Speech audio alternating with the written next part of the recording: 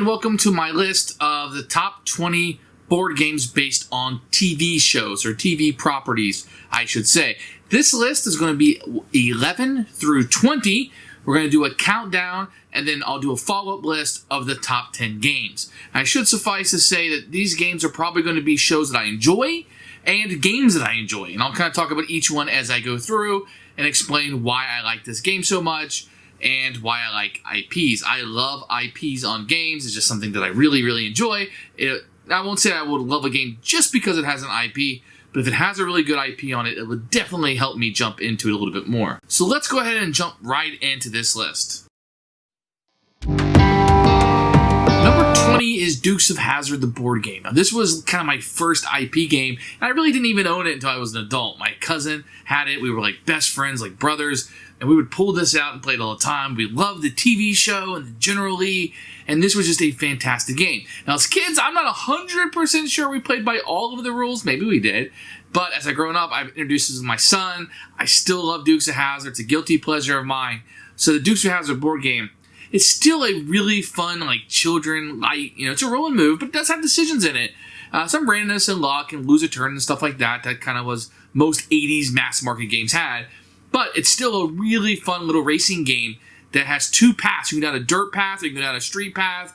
And the dirt path and the street path have different pros and cons to them. So you do have options that you're going down. We really do like this one quite a bit. So Dukes of Hazzard, the board game, is number 20. My number 19 is Narcos. Narcos is a fantastic show on Netflix. I've only ever seen season 1. I've started season 2. I'm not quite through it yet. About Pablo Escobar and the drug trade. And Simon brought a surprise game based on this television series. And it's a hidden movement game. It's adults. I mean, you don't want to play this with kids. Kids wouldn't watch the show, so they wouldn't get the theme anyway. But Narcos is a hidden movement game where Pablo is kind of moving around. And I like it quite a bit. Suffice to say, I'm not going to go too deep into it, but just kind of know that I'm not really a big fan of hidden movement games, but this is one I actually do like quite a bit. Some other things are going on. I think it fits the TV show fairly well, and that is Narcos by Simon Games.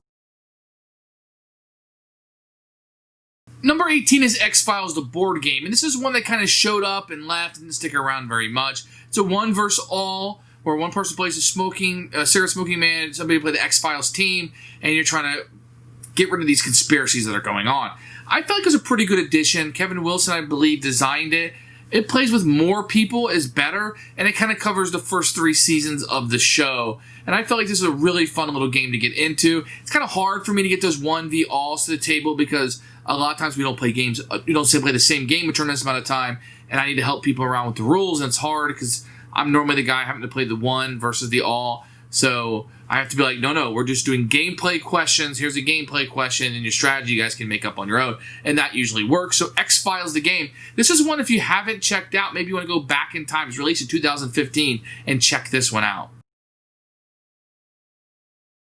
Number 17 is going to be a little bit of a cheat, maybe, but it is also, I think, one of the longest running television shows. It has WWE Showdown. This is based off, Monday Night Raw, SmackDown, whatever it is, and it's going to have the WWE, which I know them as WWF, wrestlers, and it has this really cool name. Gale Force 9 did this one, and you're kind of running around the ring, and you're wrestling, and you're fighting, and it looks really rough. Some good miniatures in it. Now, I don't really watch wrestling anymore. I did when I was a kid, so some of the characters I don't know. Obviously I know who the Big Show is. I know who John Cena is, but I think everybody else in there I was kind of oblivious to, and they may be out of the Federation or company by now. But this is a really cool game. I was hoping they would do more expansions for it and bring like Macho Man in, some of the older guys like The Rock, Austin. They did not.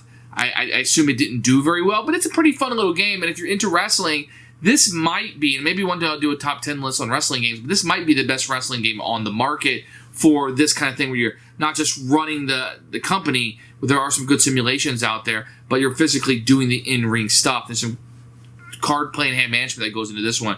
If you haven't played this one, you have a passing interest in WWE, then this could really hit home for you guys for sure. Number 16 is Homeland, and this brings not so much like the art or the stills of Homeland into it, but the espionage and the tension of the show into it as you're going through this. It's kind of like a trader mechanic type of game, and you're really just kind of flipping things over a little bit. but the tension of the game builds up, and I feel like that's what the show's really about. A character in the show is the tension, and it really builds up in this one. So Homeland would definitely be one I would tell you to check out. And if you like to play like the more party games, the bigger games, the rules are kind of lighter, but it has that trader mechanic. If you like that sort of thing, then Homeland would shoot up this list for you, definitely. And this is what I really liked. And I feel like it might have been higher on the list because it's a very, very good game if I had liked the show more. Spoiler alert, I haven't seen the show. I've only seen an episode or two. And so I kept meaning to go back to it. I just haven't caught it. But Homeland is a good addition. It's a little bit better game than the show of what I know of it. So the game, if you put this on a different theme or something else, I think the game holds up very well. So number 15 is one I'm ready to be blasted for, and that's Star Trek 5-Year Mission. I know this isn't the most popular game, but you know, I really am more familiar with the original series of Star Trek, to be very honest. I think it's the only show that I've watched in its completion, and a lot of the other ones like Voyager and all those, I haven't seen any episodes of that. I don't even think I've seen any Next Generation. If I have, it's just in passing, maybe 1 or 2 episodes, but I don't think so. So this was just a dice rolling game, and what I like about this one is that I can play it solo, and really, that's where this game is on the list. I can play this game solo pretty easily. I can sit down, roll some dice, chuck it, maybe have a show on in the background or a sporting event, and I can just play through this game, and it kind of gives me that. I like that it has the Next Generation side of it. I'm very familiar with those characters, even though I haven't watched the show. And I like this game. I mean, it has a lot of luck in it, but I'm okay with that with the solo experience, and I have a really good time with this. So Star Trek 5-Year Mission. Number 14 is the cooperative game, The Thunderbirds. Now, this was a game by Matt Leacock that came out after Pandemic, and it has some similarities, but not really. Don't think this is a reskin of Pandemic, because it is not. And the show, you know, I didn't grow up watching the shows before my time. The puppetry is really cool, and I just think this game fits really well together. And there is some luck in it, but I do like this game quite a bit. And your strategies, and everybody has different powers and what they're doing, and you really kind of work as a combined team in this one. It could have an alpha dog problem, I suppose, but for the most part, this is a very elegant game, and one I like quite a bit. And if you haven't played this one, I feel like maybe, you know, I really feel like because people weren't as familiar with the Thunderbirds, and I'm assuming the designer maybe had a love for it, or the publisher had a love for it, that maybe wasn't as mainstream. But I feel like, man, if you don't like the IP or have any knowledge of it, this is still a very solid game. And I'm really surprised. They brought out a whole bunch of expansions, so it must have sold well.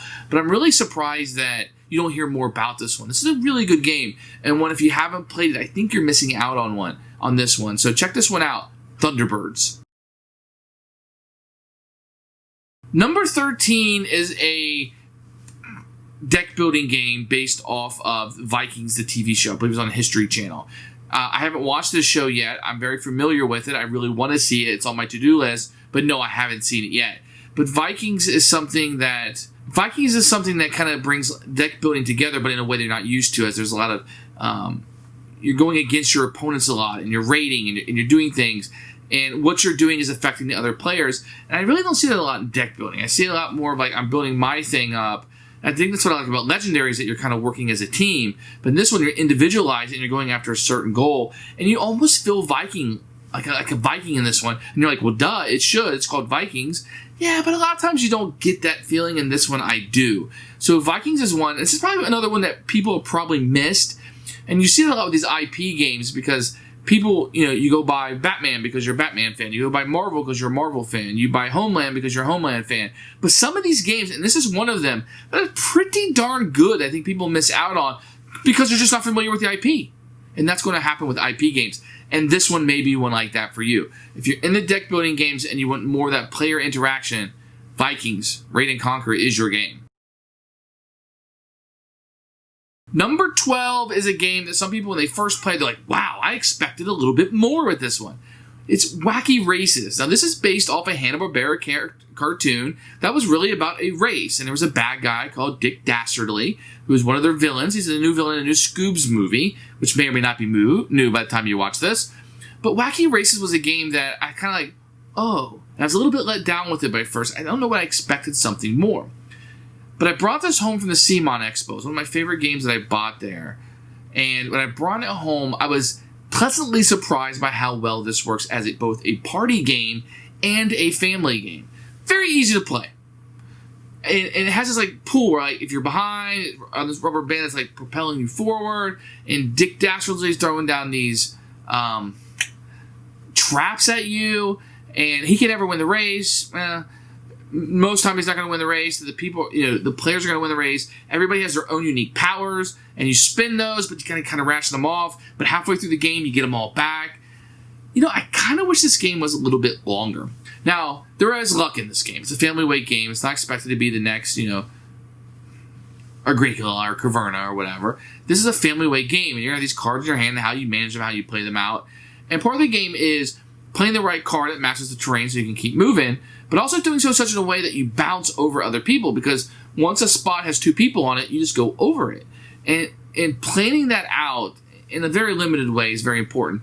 And it's just a lot of variability in this game, and I like this game quite a bit. And I may be the only one trumping this horn, but Wacky Races is a game that I like. It's very light. It's a very light racing game, and I like the theme on top of it, to be honest. Wacky Races is very funny, very cute, and lots of characters in this one. My number 11 is one you're probably going to roll your eyes at, but I'm going to tell you not to. Now, this TV show, which was called Storage Wars, was really, really popular quite a few years ago. I don't even know if it's still on the air anymore. And it's kind of a guilty pleasure. It's something like Dog the Bounty Hunter. You would just kind of turn on. You're not really paying attention to it. Maybe you are. It's funny. It's light. You don't have to think a lot. Storage Wars was kind of cool because they would open up these storage bins, and then inside there may be treasures or not. And there's some controversy where they were planting things, but I didn't really care. I was there for the entertainment. I wasn't there to make any money because there's no money for me to make. I'm not opening up the storage, so I don't care. But Storage Wars ended up being a really cool blind bluffing game where you're kind of, just like the show, you're bidding to open up these storage facilities that may or may not have great stuff in it, And it's really fun, and it's kind of luck-based. I don't know. You're bidding. You may get stuck with something really bad. You might get stuck with something really great, and that's just kind of the game. But boy, does it feel like the TV show. And it's a really fun game. Seriously, this game, at least when it was released, was mass market, cheap. You thought it was just a cash-in. No, my friends. This one is good. Storage Wars is one of my favorite bidding games. I like the show. I wouldn't say I'm like a huge fan or anything like that, but the show was fine. But the game far surpassed what the show was to me. And this is actually a really good game, and one I'll keep in my collection for a long time. So thanks for watching. That's 11 through 20. Yeah, it was kind of a fun list to go through. Some are better than others. But a lot of these games, I just noticed that they surpass their IP. Like, when we get down to nitty-gritty, the top 20 games that I've played with an IP on it, some of them, like X-Files, a little bit more like you need to be in X-Files to like that. But some of these, like Wacky Races, can be a really fun game, even if you don't know the IP. So, Homeland's a really good hidden trader game, even if you don't know the IP. You can kind of pick up on the spy and espionage kind of stuff pretty quickly.